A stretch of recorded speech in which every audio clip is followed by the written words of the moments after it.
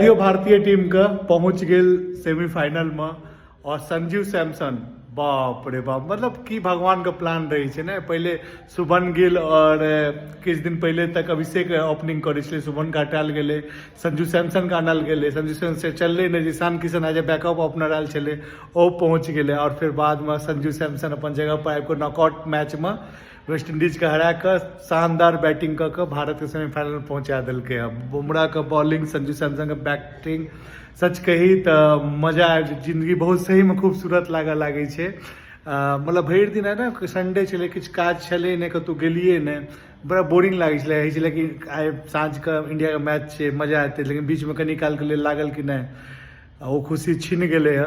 लेकिन बहुत बहुत बेहतरीन बल्लेबाजी भारत का। इंग्लैंड और के बाद हमें लगे साउथ अफ्रीका रहते फाइनल में, यदि न्यूजीलैंड से जीत गए तो 2टा और मैच और ट्रॉफी अपन सबका।